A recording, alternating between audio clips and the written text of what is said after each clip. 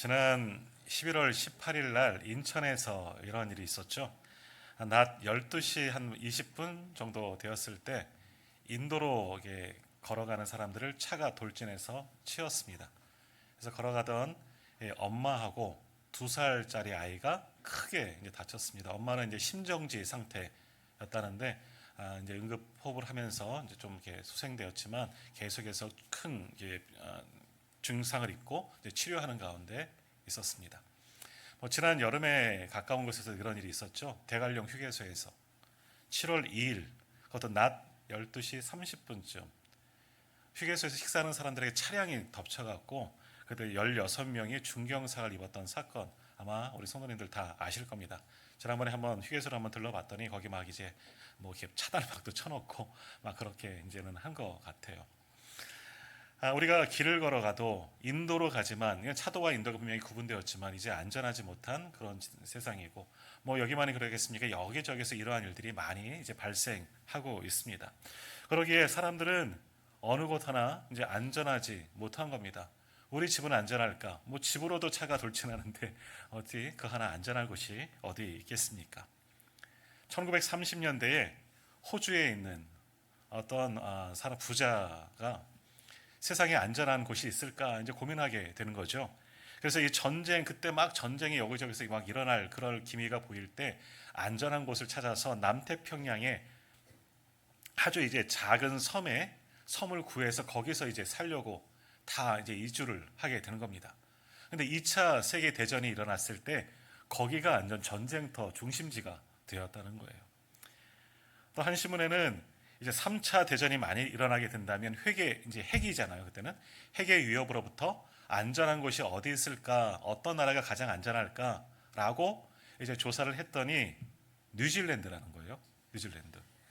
우리 고순호 권사님 따님이 뉴질랜드에 살고 있는데, 근데 뉴질랜드는 정말 안전하냐? 거기는 지진 때 환평양 구역이어서 수년 전에도 큰 지진이 일어나서 정말 많은 사람들이 지진 때문에 죽은 곳이 뉴질랜드예요. 기도해 주셔야 돼요. 그러니까 어디예요? 어느 나라, 어느 곳 하나 정말 안전한 곳이 하나도 없다라는 겁니다. 그래서 지금도 많은 사람들은 보다 좀 안전한 곳, 평안한 곳 이런 것을 찾아 많이 수고하고 노력하고요. 그래서 물질이 많으면 괜찮겠지. 소위 물질로 재물로 성을 쌓는 사람들이 있고, 또 권력이 있으면 괜찮겠지. 그래서 뭐 사자 돌아가는 사람들 이렇게 권력을 쌓지만 그것도 요즘에는 결코 도움이 되지 않는다 하는 겁니다. 각양 다양한 방법으로 여러 가지로 내 피난처 안전한 것을 찾지만 어느 곳 하나 어디나 그렇게 평안한 것, 정말 안전한 것은 찾기 어렵다 하는 겁니다. 자, 그러나 오늘 성경의 말씀, 성경 속에서는 가장 안전한 곳, 가장 좋은 피난처를 우리에게 제시하고 있습니다. 바로 그것이 어디입니까? 여호와 하나님이 바로 우리의 피난처시로다. 오늘 말씀의 제목과 같이 하나님이 우리의 피난처 되신 줄 믿습니다.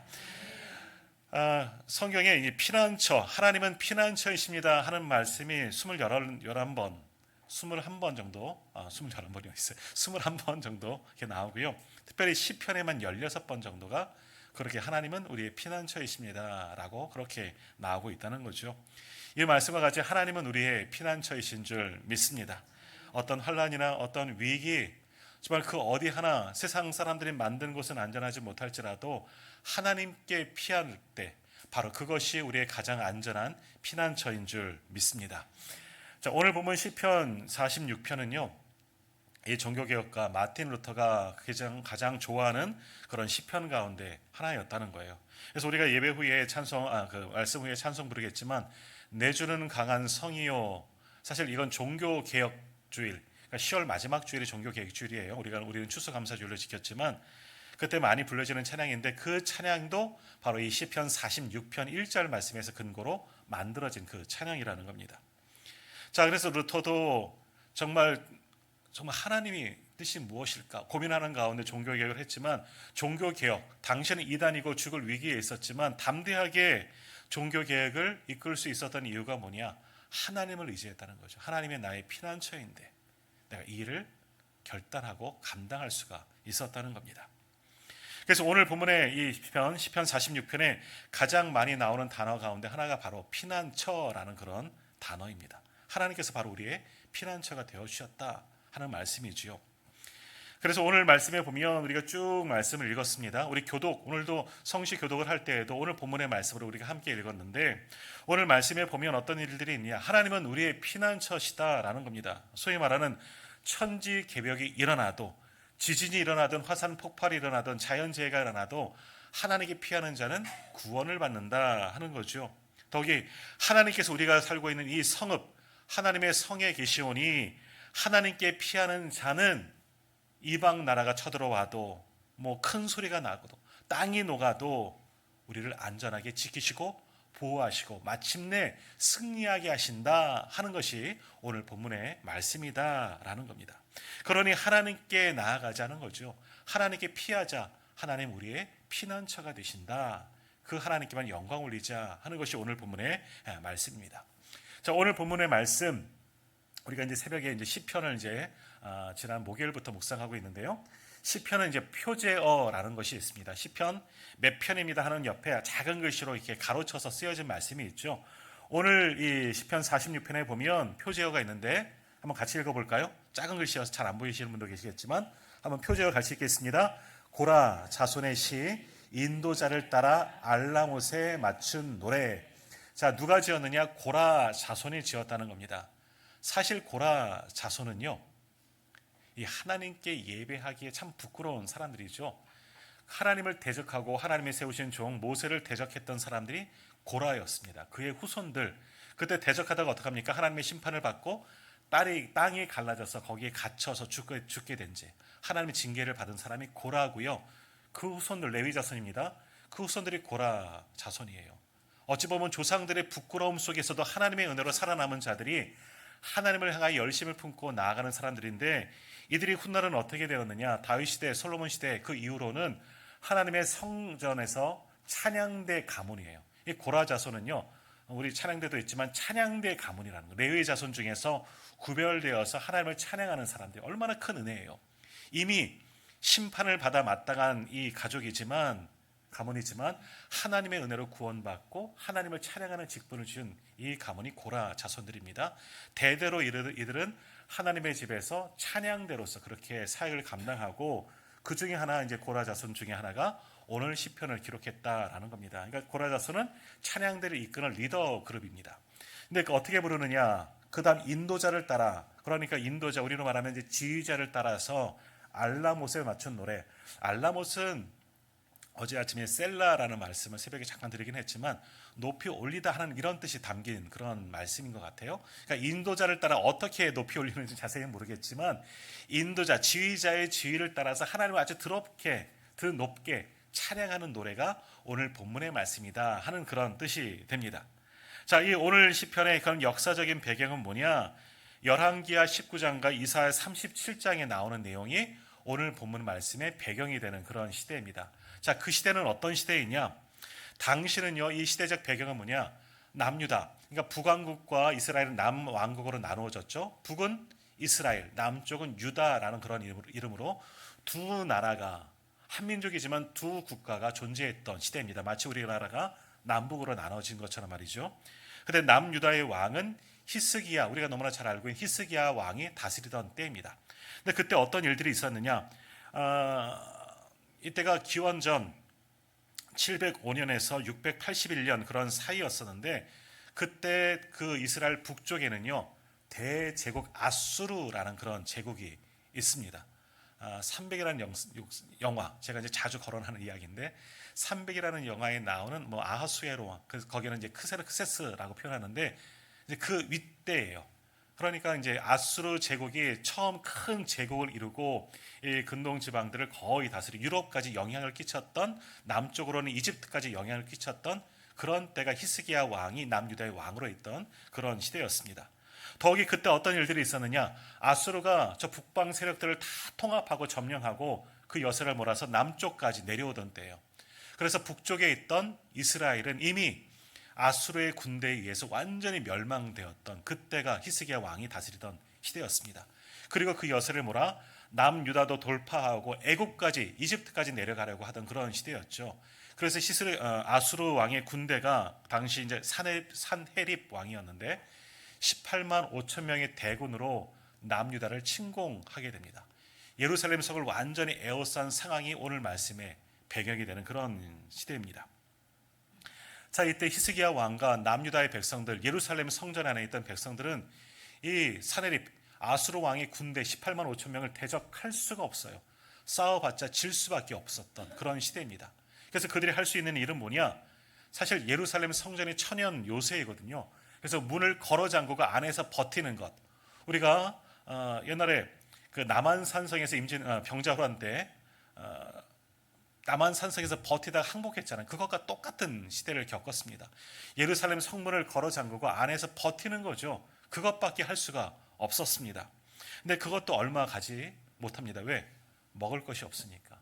이미 그때 히스기야 시대 때 물은 끌어들였어요. 기온샘으로부터 이 수도를 이제 개발한 거죠. 지하 수로를 열어서 물은 끌어들여서 물은 먹을 수 있는데 먹을 것이 다 떨어졌습니다. 그래서 어떤 일들이 있느냐? 오늘은 네 아이를 잡아먹자. 내일은 내 아이를 잡아먹고 먹을 게 다 떨어져서 이런 시절이 히스기야 시대 예루살렘 성전이 포위하던 그런 시대. 이것이 오늘 본문의 말씀의 배경입니다. 할 수 있는 게 아무것도 없어요. 항복을 하든지 다 죽든지 성 안에서 버티다가 이것밖에 할 수 없는 그 시절에 히스기야는 하나님께 나아갑니다. 하나님께 나아갈 수밖에 없었죠. 이것밖에 방법이 없는 겁니다. 하나님께 나아가서 백성들과 함께 전심으로 기도할 수밖에 없는 겁니다. 다른 방법이 아무것도 없거든요. 이때 아수르의 군대 장관들은 내려와서 히스기야와 하나님을 모욕합니다. 너희들이 하나님을 의지한다고? 세상의 어느 나라, 어느 신도 그들의 나라, 그들의 백성을 구원한 신이 없다는 거죠. 아수르의 군대의 말발굽 아래 모든 신이 다 졌고 모든 나라가 다 굴복했다는 거죠. 저 남쪽에 있는 애굽, 너희들이 애굽을 의지하면 우리가 완전히 너희를 죽여버릴 거다. 남쪽에 있는 애굽도 너에게 별 도움이 되지 못할 거다. 너희가 하나님께 나아간다고 해도 하나님이 너희를 도울 만한 신이냐? 어떠한 신도 너희를 도울 수 없을 것이다. 밖에서는 계속해서 그것을 떠들고 있습니다. 그 상황 속에서 히스기야와 백성들을 할 수 있는 일이 뭐냐? 하나님의 성전에 올라가서 기도하는 것뿐이에요. 하나님, 아무것도 할 수 없습니다. 도와주세요. 구원해 주세요. 자, 이때의 상황을 오늘 본문에서 뭐라고 표현하느냐? 오늘 보면 6절과 7절 시편 46편 6절과 7절 말씀을 한번 같이 읽도록 하겠습니다. 6절 7절입니다. 문 나라가 떠들며 왕국이 흔들렸더니 그가 소리를 내심에 땅이 녹았도다. 만군의 여호와께서 우리와 함께 하시니 야곱의 하나님은 우리의 피난처시로다. 아멘. 자, 이 말씀을 보시면 문 나라가 떠들며 왕국이 흔들렸다. 이거 아수르 군대의 소리는 겁니다. 밖에서 예루살렘을 에워싸고 소리를 지르는 거죠. 너희 항복해라 하는 겁니다. 하나님은 너희 도움이 되지 못한다. 얼마나 그 소리가 두려웠는지 땅이 흔들리는 것처럼 그렇게 느껴졌다는 거죠. 그런 절체절명의 위기 속에 어떤 일들이 일어나느냐? 그가 소리를 내심에 땅이 녹았도다. 그가는 누구겠습니까? 아수르의 왕, 아수르의 군대가 아니라 그가 하나님이신 거예요. 이렇게 땅이 흔들릴처럼 대적들이 에워싸고 있는 그 상황 속에서 하나님의 소리를 내심에 땅이 녹았도다. 어떤 일이에요? 적들이 다 전멸되었다라는 겁니다. 이게 무슨 일이에요? 예루살렘 남유다는 아무것도 할 수가 없어요. 성문을 걸어 잠그고 버티는 것밖에 할 수가 없어요. 밖에서는 땅이 진동할 정도로 아수르의 대군이 에워쌌고 그들의 장군은 계속해서 항복하라고 하나님을 모욕하고 히스기야 왕을 모욕하는 그런 소리가 계속해서 들리는 거예요. 백성들의 간담은 다 녹고 있는 그 상황이죠. 그런데 어떻게 돼요? 땅이 녹았도다. 적들이 다 전멸되었다라고 말씀하고 있습니다. 어떤 일들이 있느냐? 하나님이 소리를 내심에 땅이 녹았도다. 무슨 이야기야? 히스기야가 그리고 백성들이 하나님의 성전에 나아가서 간절히 기도합니다. 밤새 울며 빌며 하나님께 간구했겠죠. 그날 새벽에 하나님께서 일하시는 겁니다. 어떻게 할지는 못하겠지만 아침에 새벽에 나가 보았더니 어떻게 돼요? 예루살렘 성을 에워싸고 있는 18만 5천 명의 대군이 다 죽은 겁니다. 성서학자들은 전염병이 갑자기 돌았다. 뭐 어떻게 되었다 말하지만 어떤 하나님의 이적으로 하나님께서 히스기야의 기도를 들으시고 그들을 다 전멸시켜 주시는 겁니다. 새벽에 그 역사가 일어나는 겁니다. 그것을 가리켜 오늘 성경에서 뭐라고 표현하느냐? 시인은 땅이 녹았다. 적들이 다 전멸하게 되었다라는 겁니다. 그래서 그렇게 하나님의 은혜로 승리한 이후에 고백하는 찬양이 뭐냐? 7절 말씀 우리 다시 한번 같이 읽도록 하겠습니다. 만군의 여호와께서 우리와 함께 하시니 야곱의 하나님은 우리의 피난처시로다. 아멘. 우리는 어떻게 할 줄도 모르고 하나님께 나아가 간절히 부르짖었더니 하나님께서 적들을 다 녹여주셨다는 거예요. 그러니 하나님은 우리의 피난처이십니다. 얼마나 감사하며 승리의 노래를 불렀겠습니까? 우리 임진왜란 때도 어떤 일이 있었습니까? 왜군이 몰아와서 하루아침에 그 한양까지 서울까지 점령하고 선종은 저 북쪽, 순조는 저까지 도망치는 그런 상황이었죠. 이 땅 어느 곳 하나, 조선팔도 어느 곳 하나 안전한 것이 하나도 없었습니다. 그러나 남쪽 바다는 안전했습니다. 거기에 누가 있었습니까? 네, 이순신 장군이죠. 지난주 이렇게 텔레비전을 틀다가 또 그 명랑 영화를 하는 거예요. 끝부분이지만 재미있게 봤습니다. 이순신 장군이 있었던 용감한 장수가 있던 그 바다만큼은 안전하고 거기서부터 역전이 이제 시작되어진 것 아니겠습니까? 마찬가지입니다. 남유다 피할 곳이 없습니다. 예루살렘 천의 요새이긴 하지만 버틸 힘이 없습니다. 그러나 거기에 누가 계시니까? 하나님, 만군의 여호와 크신 하나님의 그 성중에 계시니 거기가 바로 안전한 요새 피난처가 될 수가 있었던 겁니다. 하나님이 계신 바로 그것이 가장 안전한 피난처인 줄 믿습니다. 자, 그 하나님이 언제 도우셨느냐? 오늘 시편에서 말씀합니다. 5절 말씀. 자, 5절 말씀 우리 같이 읽겠습니다. 하나님이 그 성중에 계심에 성이 흔들리지 아니할 것이라. 새벽에 하나님이 도우시리로다. 아멘. 언제 하나님이 도우셨다? 새벽에 도우셨다는 거예요. 그럼 하나님은 왜 한낮에 도우시지 않고 또 정오, 또 저녁이든지 또 어떤 시간이 있는데 왜 새벽에 도우셨을까 하는 거죠. 새벽은 의미 있는 시간이라는 거예요. 하나님의 보통 놀라운 기적의 역사가 새벽에 많이 일어났습니다. 자, 우리가 잘 아는 출애굽기 14장에 보면 홍해의 도화 사건이 일어났습니다. 출애굽한 이스라엘 백성들이 승리의 노래를 부르며 가다가 앞에 홍해를 만나게 되죠. 넘을 수 없는 바다를 만나게 됩니다. 뒤에는 정신 차린 바로 군대, 애국 군대가 쫓아오는 상황이죠. 앞으로도 뒤로도 갈 수 없습니다. 죽을 수밖에 없는 그 상황 속에 어떤 일이 일어납니까? 하나님의 기적적인 방법이죠. 바다가 갈라집니다. 그 바다가 갈라진 시간이 언제인 줄 아십니까? 새벽이에요. 새벽. 모세가 하나님께 간구하며 지팡이를 든 손을 들었을 때 그 새벽에 바다가 갈라지는 놀라운 역사가 일어나게 되었다는 거죠. 오늘 본문에서 그것을 이야기하고 있습니다. 그 사건도 이야기합니다. 10절, 9절 한번 말씀 보십시오. 그가 땅끝까지 전쟁을 쉬게 하시며 활을 꺾고 창을 끊으며 수레를 불사르시는도다. 10절에 뭐라고 말씀합니까? 이르시기를 너희는 가만히 있어 내가 하나님됨을 알지어다. 바로 그 출애굽 장면에 이 홍해 도화 사건에 이 말씀이 그대로 있는 거예요. 뒤쫓아오는 애굽의 군대는 나중에 하나님께서 그 바다를 다시 닫으실 때 수레바퀴가 빠지고 완전히 전멸되는 거죠. 바로 너희는 가만히 있어 하나님의 하나님 되심을 볼지어다. 너희가 다시는 이제 애국 군대를 보지 못할 것이다. 그 역사가 오늘 본문에도 기록되어진 겁니다. 그 새벽에 하나님께서 홍해를 가르시는 놀라운 역사를 일으키셨습니다. 또 하나님께서는 새벽에 불기둥과 구름기둥으로 그들을 깨우시고 그들을 인도해 주셨습니다. 이처럼 새벽은요, 하나님의 역사하시는 시간입니다. 하나님이 일하시는 시간이지요. 새벽에 출애굽 때에 만나가 언제 내렸습니까? 만나도 역시 새벽에 내렸어요.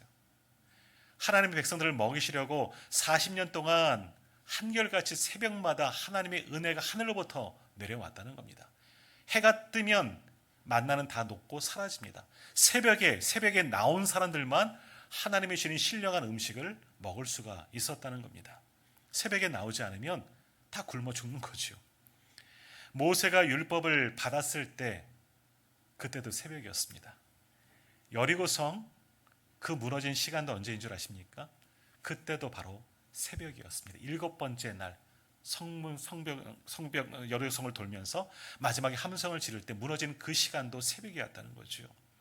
다윗도 새벽에 기도하던 사람이었습니다. 사울이 쫓아오는 것을 피해서 도망가다가 아둘람 굴에 숨었고 그 새벽에 기도했습니다.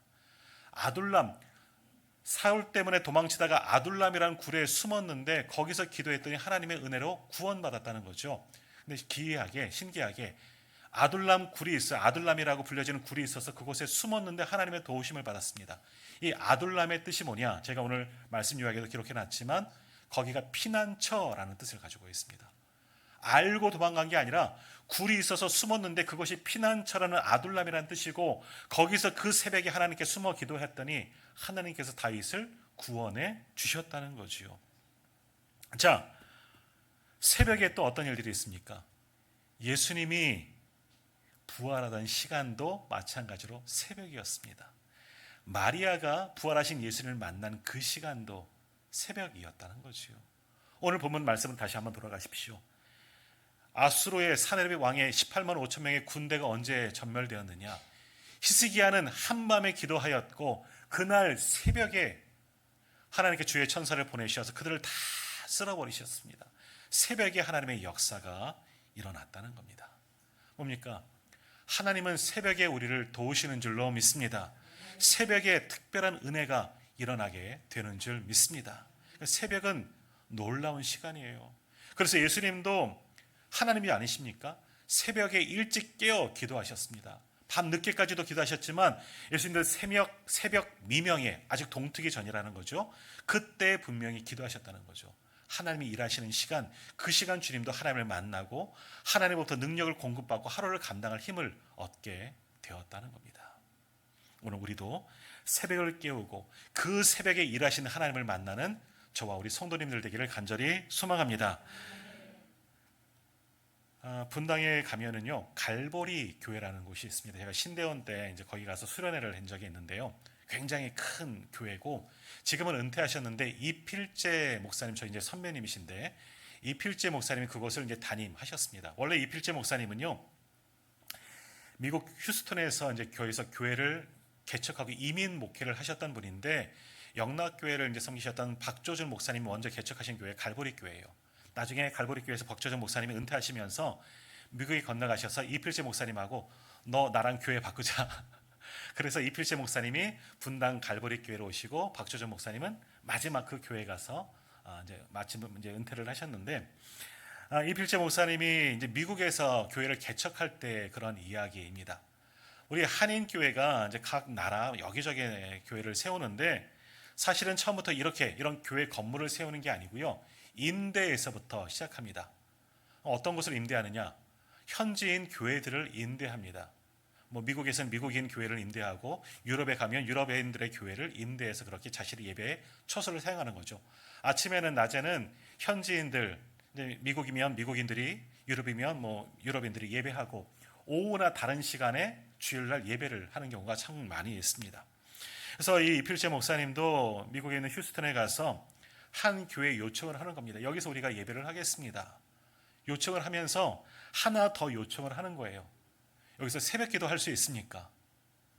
미국 목사님이 깜짝 놀라는 거죠. 새벽 5시에 교회를 좀 이용할 수 있습니까? 미국 목사님이 깜짝 놀랐어요. 몇 시라고요? 새벽 5시요. 오후 5시가 아니고 새벽 5시요? 네, 새벽 5시입니다. 당신은 새벽 5시에 나와서 설교할 겁니까? 예, 설교할 겁니다.